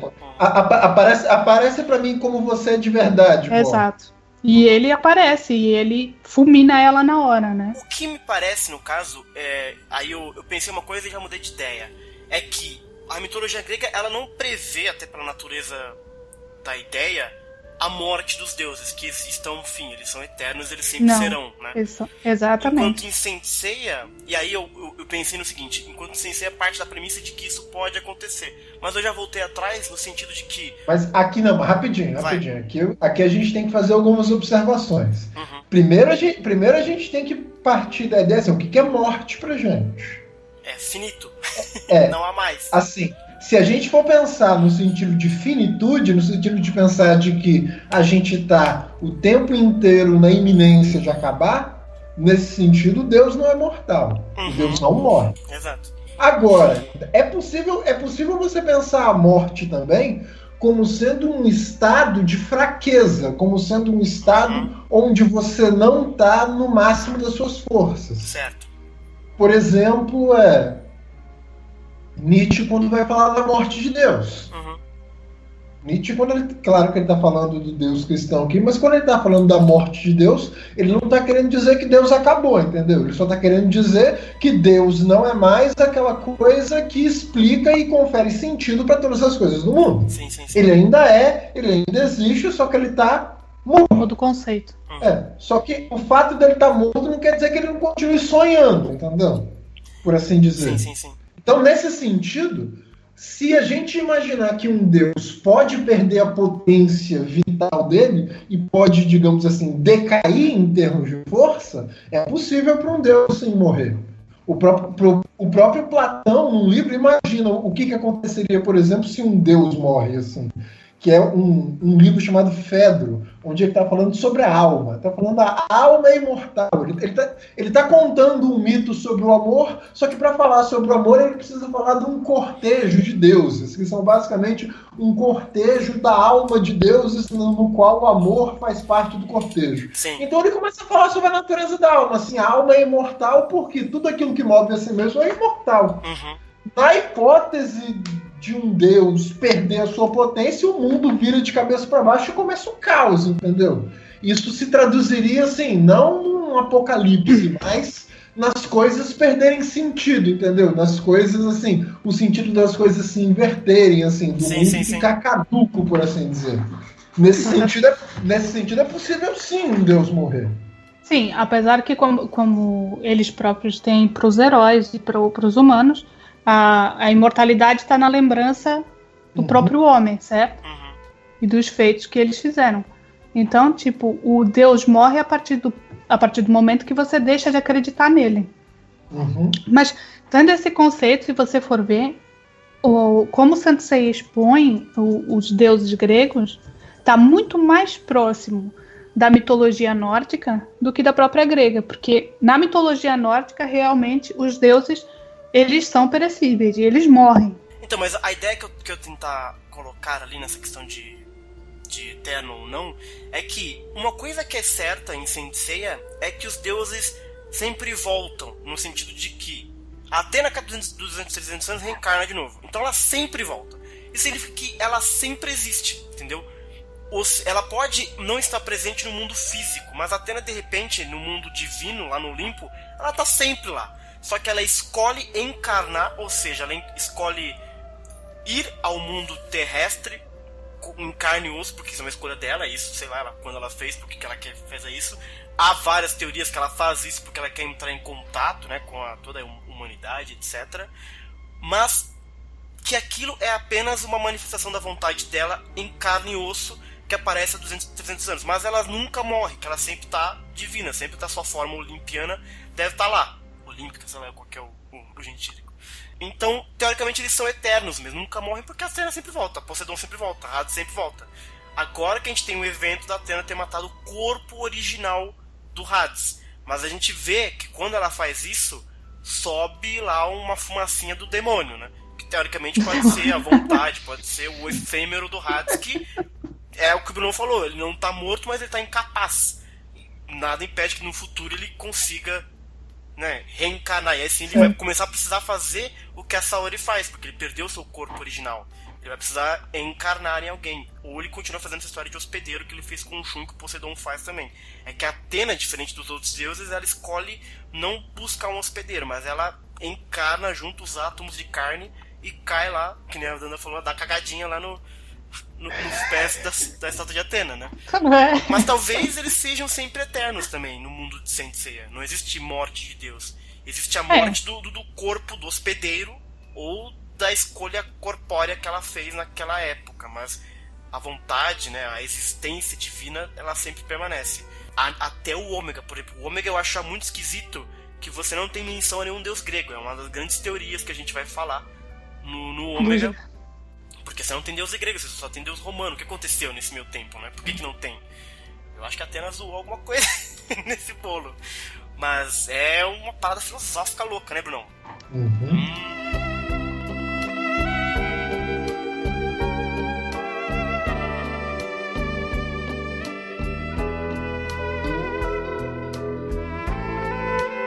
Deixa eu só lembrar que estão aqui as técnicas de Atena. Não é que sejam técnicas, né, no meteoro de Pegasus da Atena, mas ela tem o escudo da justiça, que é o Aegis, tá correto isso? Aegis? Aegis, sim. Tá. E o báculo de Nike, né? Não é o báculo da Nike, é o báculo de Nike. Não é, pelo amor de Deus, não digam Nike. Muito embora a Nike deve ser, né? Deve ser por... Exato, né? Mas daí. Porque a Nike é a vitória, não é isso? Nike, sim. Exato, então a Nike veio com certeza de sair. Aí todo mundo chama de Nike, mas é Nike, é Nike, gente. É, o meu professor ficava doente com isso. Vale dizer que nesse escudo, mitologicamente falando, Boa. tá a cabeça da Medusa, né? Olha aí. Ah, é no escudo que eles colocaram a cabeça? O elmo dela é o terror, se eu não me engano. Terror? É. Como assim? O elmo dela, o elmo Terror. que a Atena usa é o terror. Que isso? Literalmente Terror? falando. Filho de Ares? Acho que o terror é assim. Ai, Jesus. Nomo? Acho que é o Momo. Caraca, mano, imagina essa armadura. Ela tem o terror na cabeça, a cabeça da Medusa no escudo. Não, isto é horrível. Ela tem a Nike no báculo. Isto é uma deturpação geral. É. E a armadura dela é a armadura sagrada de Atena, não é nada... É aquela armadurona louca lá, com asas e tudo mais. Aliás, asas, Danda. Oi. Atena tem asas? Não. Não, isso aí é uma loucura. Não. Quem tem asas é Nike, né? Atena não tem. Isso aqui. A personalidade dela, é aqui que eu queria entrar. Porque no começo do anime, a Saori é aquela coisa horrorosa, nojentinha, riquinha, aquele tropo bem da riquinha nojenta, né? Extremamente alheia, metida, só pensava nela, só pensava na fortuna. Aos poucos ela percebe e ela torna-se muito altruísta, né? Ela torna-se extremamente preocupada pelo bem dos cavaleiros e até da humanidade. Tanto que sempre que ela pode, ela escolhe se sacrificar pelo mundo, né? Não, me mata, se for para matar os humanos, prefiro morrer. Ela tem isso ao longo da série. E aqui é quando eu falo da coisa da cristianização, né? Exato. Porque essa Saori, ela eu não entendo de nada de mitologia grega nem de cristã, mas ela parece muito essa coisa de que vai se crucificar, né? Ela vai se sacrificar por todos, né? Ela é meio que um Jesus da história, não é? É, parece, né? Tipo, apesar de no princípio, como criança, né? Ela tem aquele jeito muito humano de uma criança mimada. Que nasce num meio que predispõe a isso. Depois, ela fica... Tipo, ela é totalmente desassociada da característica da deusa que ela representa, né? Exato. Ela, tipo, ela é a santinha. Tanto que, quando vocês falam que nós vamos falar, tipo, de lutas mesmo, eu não vejo ela como uma lutadora. Sim. Ela tá ali, tipo, pra me salvem, pelo amor de todos os deuses. Tipo, ela não faz absolutamente nada. Ao contrário do que é realmente a Atena, que é essa figura super poderosa, né? Principalmente num campo de batalha. Que vai, faz, e se for preciso, mata. Ela tem essa coisa do, não, vou dar a outra face e... Ah, não podemos, é a paz. Então isso é muito fora do que realmente representa na mitologia grega e tá muito mais pra essa linha cristã, né? De perdoar aqueles que... Porque se fosse mesmo a deusa Atena, ela tinha logo, era exterminado o Saga, mas na primeira, assim, tipo, chegava lá, amigo, vai se transformar numa formiguinha.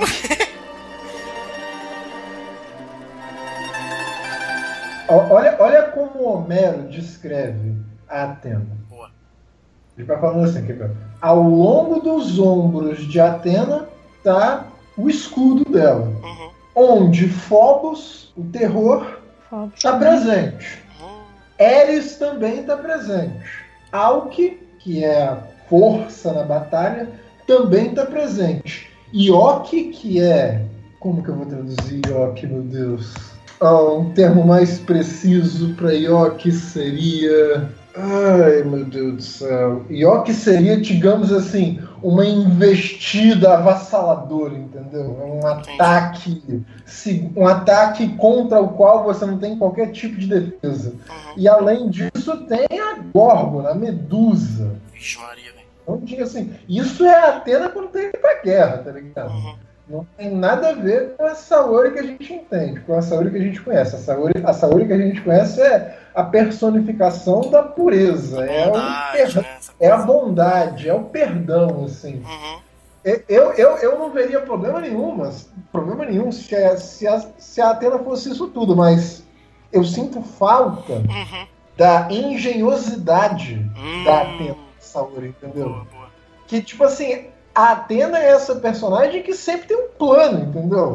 Ela sabe o que ela tá fazendo, ela sabe quando ela pode dar um passo para frente, quando ela pode dar um passo para trás. Tem um momento na Ilíada que ela saca assim, ó, Zeus agora tá bravo com a burra, se eu fizer qualquer coisa ele me mata, então tem que ficar quieto, entendeu? Você medo demais. A Atena é muito esperta, tipo assim, a Saori eu não fico com a impressão de que ela é esperta, tá ligado? A Saori é muito reativa. Ela não tem o dom da previsão que a Atena tem. Isso eu fico assim, isso eu implico, entendeu? Sim. A Saori, ela é o tropo da donzela em perigo, né? E às vezes ela... o símbolo, né? Ela é a donzela em perigo. Porque a série foca mais nos outros e nem tanto assim. Mas ela realmente é a pessoa a ser resgatada em todas as histórias do Saint Seiya. Tirando o Ômega, que um pouquinho na segunda temporada mudou isso, botou ela com a armadura indo pra guerra mesmo, ainda assim... mesmo em Lost Canvas, assim, Lost Canvas tem mais uma participação mais ativa da Sasha, se foca mais no aprendizado da Sasha, mas mesmo em Lost Canvas não muda muito, entendeu? Entendi. Continua.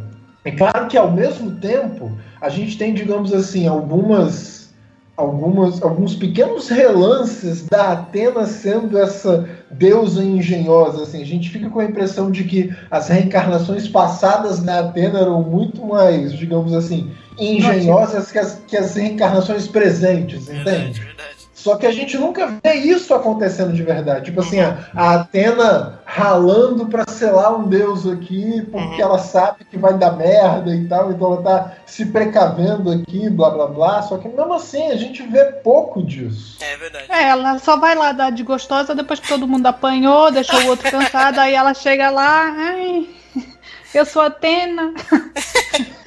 E pimba, o cosmozinho dela começa lá a expandir, de repente pimba vai ou mata, aí o Brizola prende, mas até ali só os outros levaram porrada, só o Deus andou lá com o Poseidon. Assiste, por exemplo, Xará, a luta dela com o Poseidon no fim da saga do Poseidon. Que luta estranha é aquela? Eu nem lembro disso. Nem pode ser chamado de luta.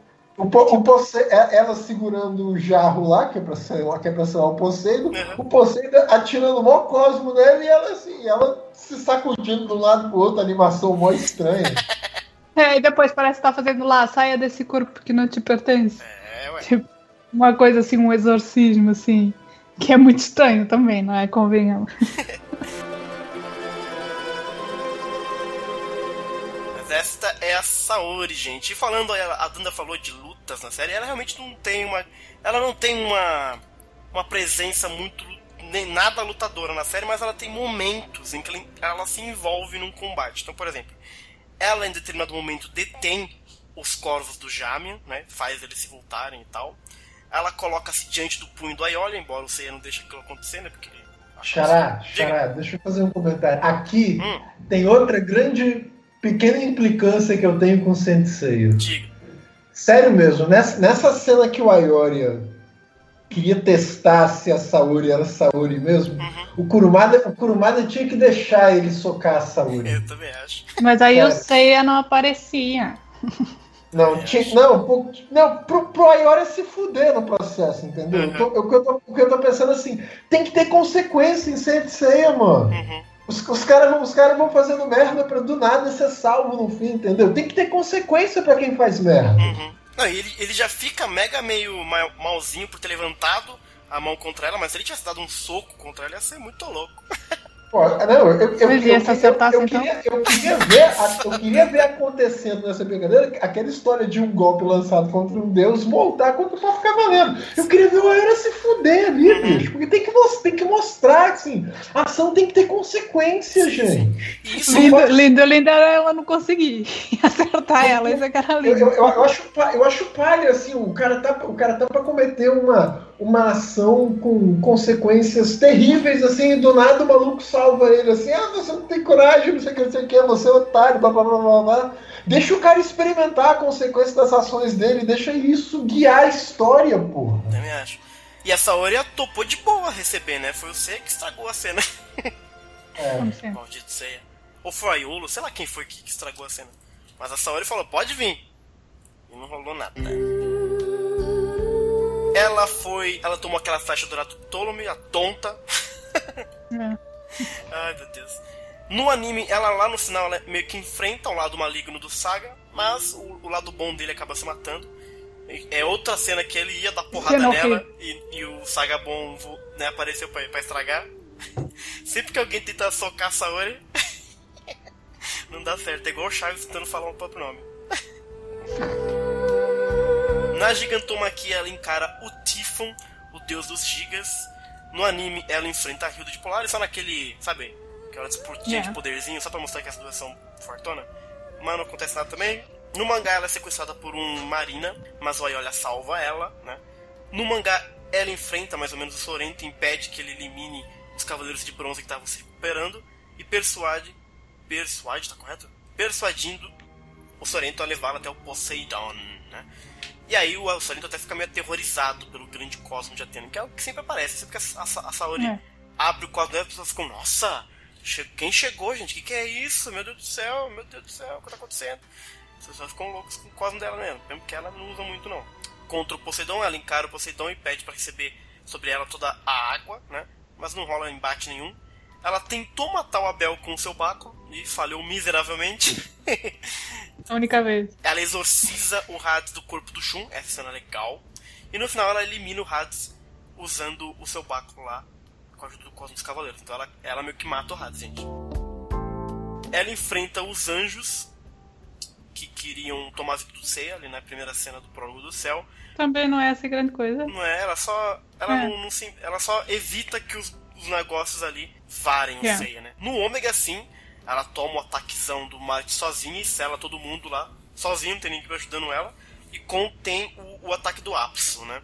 Ela também enfrenta a Palas sozinha e derrota a Palas, e depois se une com ela e derrota o Saturno também no final do Ômega.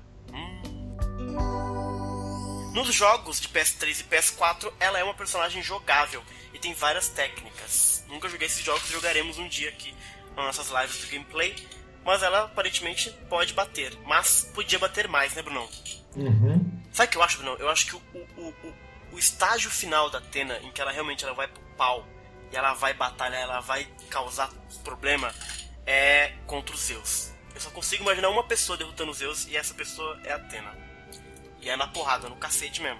E aí eu espero um dia ver Saint Seiya chegar nesse ponto. Mas não sei se vai chegar, não.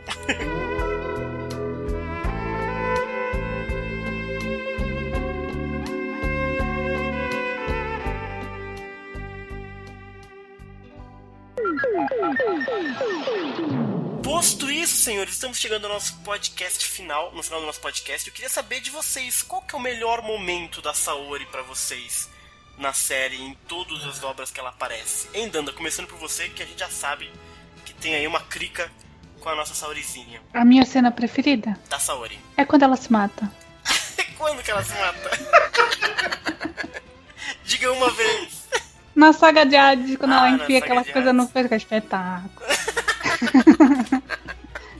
Não podia ter feito melhor. Bonito, é uma boa cena. Talvez não por os motivos certos.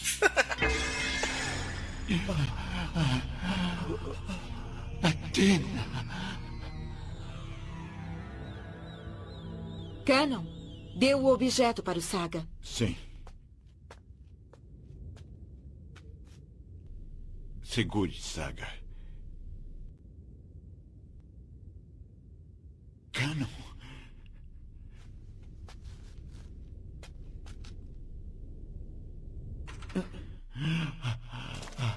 Isto é...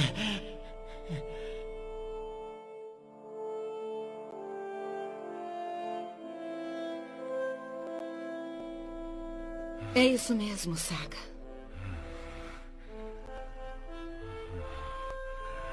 Faz 13 anos. Quando eu era um bebê, você tentou tomar a minha vida com este punhal.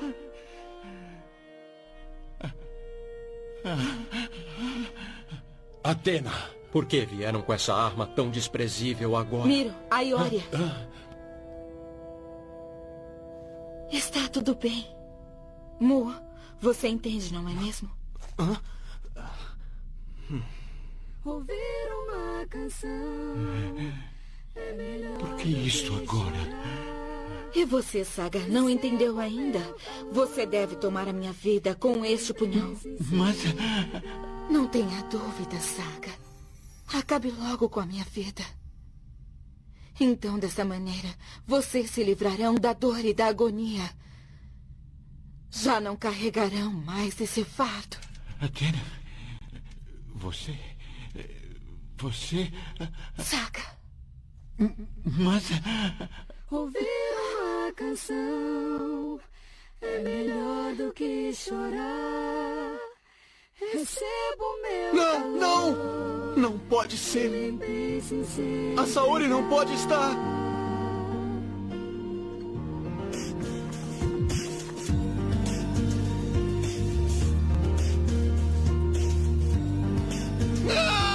E tu, Brunão? Qual que é o melhor momento da Saori nessa cena? Quer ver, Xará? Deixa eu lembrar o nome da música, peraí. A música?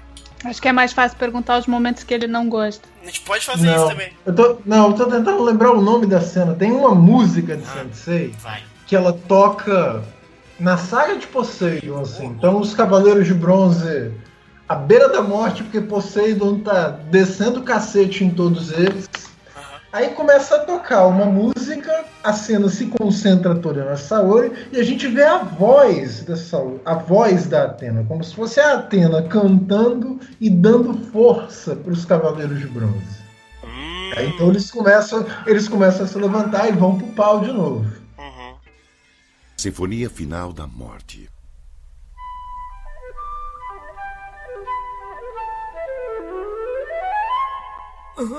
Eu não devo ouvir essa música. Não adianta. Mesmo que você tampe os ouvidos, esta música chegará ao seu cérebro e o matará.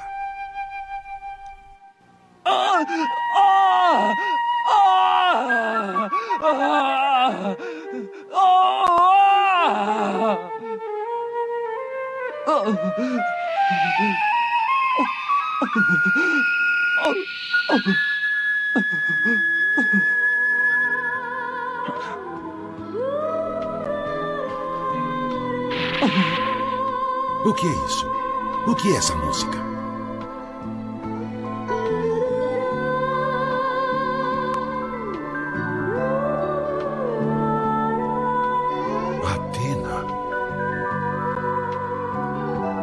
Athena está cantando?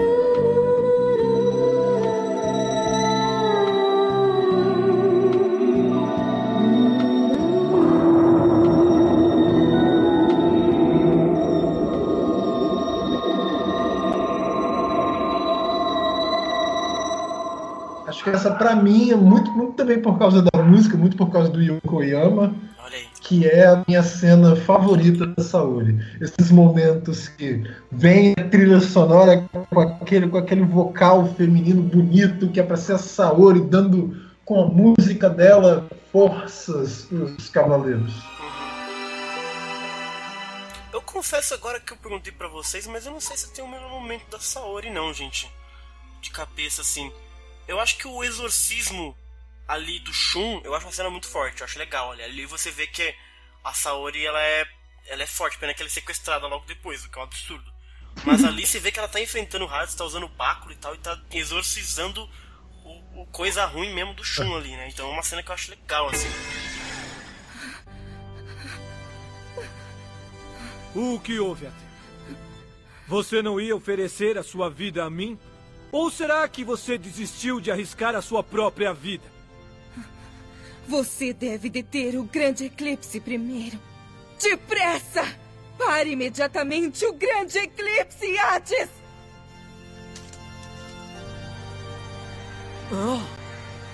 Enquanto isso, não deixarei que ninguém morra, nem Shaka, nem Shun, ninguém da Terra. Eu tenho a responsabilidade de proteger toda e qualquer forma de vida desse planeta. Foi para isso que eu nasci nesta era. Mas o que é isso? Eu não consigo entender. Está quente como fogo. O sangue de Atena está queimando. Hades está sofrendo ao tocar no sangue de Atena!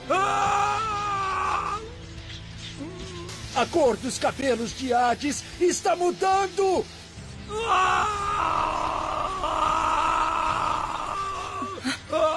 Posso sentir?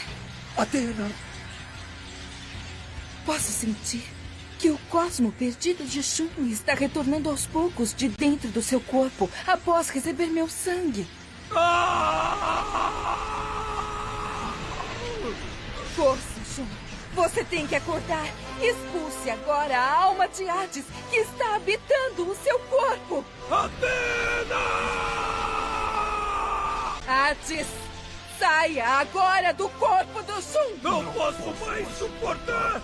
Não poderei ficar nesse corpo por mais tempo. Acorde, Shun. Cavaleiro da Esperança da constelação de Andrômeda.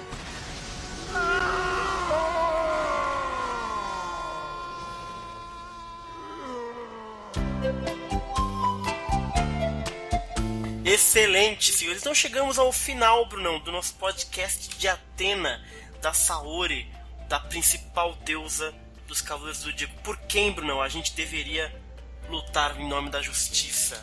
Em nome de Atena, Brunão. Vocês curtiram esse podcast? Eu achei que foi foda. Sim. Foi bom, foi bom. E abre, né, aí a porteira pra gente fazer outros podcasts olímpicos, né, de outros deuses olímpicos e de suas, né, suas presenças zodiacais na série de Saint Seiya. Então eu queria agradecer novamente, Danda, por ter nos levado à Grécia Antiga, nos ter contado sobre Atenas, sobre o mito de Atenas, sobre, né, onde ela se envolve, etc. Muito obrigado, Danda. Eu é que agradeço. Passão. E tu, Brunão, nos vemos sempre por aí nos podcasts de mitos e sempre bom voltar com eles. Vamos tentar fazer eles mais frequentes. Tamo junto. É nóis, gente. Um abraço e uma boa tarde pra vocês. Boa tarde, fiquem bem. Obrigado, povo.